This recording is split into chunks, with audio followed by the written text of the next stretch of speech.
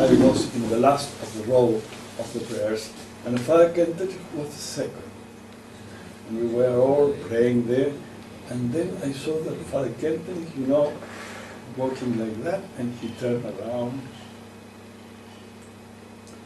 This is very impressive for me, so I cannot, it's very emotional for me. And he said, he looked at me in the eyes and said, from Chile, yes. But that was very, very impressive for me. And very, very impressive, because I felt that he was really a father and interested in me. In the first moment, I have a very special feeling that is very difficult to explain. My first vivential experience was not especially about Father Kentenich as founder of Schoenstatt, etc., etc., but was the experience that I have never had to be with a saint. I had never felt myself so near to God than looking and talking with Father Kentenich. That was my first experience. You felt yourself as what was the gospel of last Sunday, of the prodigal, el hijo pródigo, the follower son. So that was very, very nice. I asked him about the spiritual, how do you say, horario? Yeah. And I hadn't got a very good, I told him, this is not functioning very well. And what do you think? He told me, I think it's a very good, medium for, not like Joseph Hegel, not the 18 points of Joseph Hegel, but you must see that your horario, how do you say horario, that your stunden or is related to your life, is related to your history, is related to your personal idea. If not, you'll have a formalism, and I don't like formalism.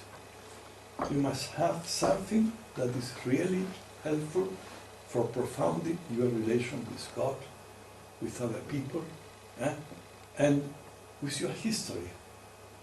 I began to understand that was what, and on the 31st of May, what I wanted to know is that I was not thinking in the Schoenstatt family, I was thinking in the church. On the 20th of January, I was thinking on the Schoenstatt family, the complete integration of Schoenstatt family and father as founder and as father. But on the 31st of May, my interest was the church, and that church should go out to the church. It was not another milestone for the completeness of the Schoenstatt family. It was a final milestone of when the apostles were received the Holy Spirit and had to go to all the nations.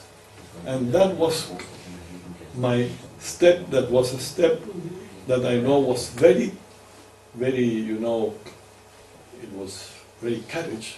And he knew also that the church at that time couldn't understand Schoenstatt. There are many other small things that I ask Father. For example, I asked him something that for us has been very important in the pedagogic aspect. I told him, Schoenstatt is a pedagogic movement, a movement of education and of educators. And you must have studied, taking a lot of things of modern psychology to set up your pedagogic theory. No, he told me. How, Father? No. I took the center of my pedagogic theory from God's pedagogy in the history of salvation and in the gospel. that is the center. If you want to understand the center of all my pedagogic theory, you must go there. Now, there are other things also that one can learn from the new psychology. The importance, for example, that he gives to emotion, to sentiments, to subconscious, to the education of the subconscious, to the importance of the first moments of the child, the first impression. That all he was in this more advanced than modern psychology. He said all that obviously is included. We must learn, also from all the natural things that are being discovered. But that was very, very important thing. So to understand, so that our pedagogic is a pedagogic of moment, of liberty, of but he told me, God is like that. The Father of heaven has been like that, and it's going to be like that in your life and in the life of everybody. So we have to do a education as Christ and as the Father of heaven has done it. And we must, enrich it with all that psychology, modern psychology, has taught us. And he gave a lot of importance to the emotion, to the sentiments, and he told, that a person is not completely in the hands of God and in the hands of faith if he has not his whole, his whole integrity from instinct, sentiments, emotion, voluntary and rationally, together integrated in the heart, in the gemut. And then I told him,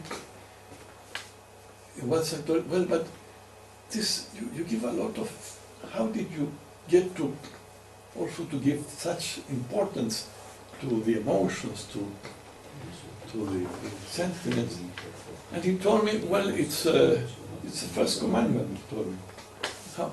It's the first commandment. You must love God with all your reason, and with all the forces of your life.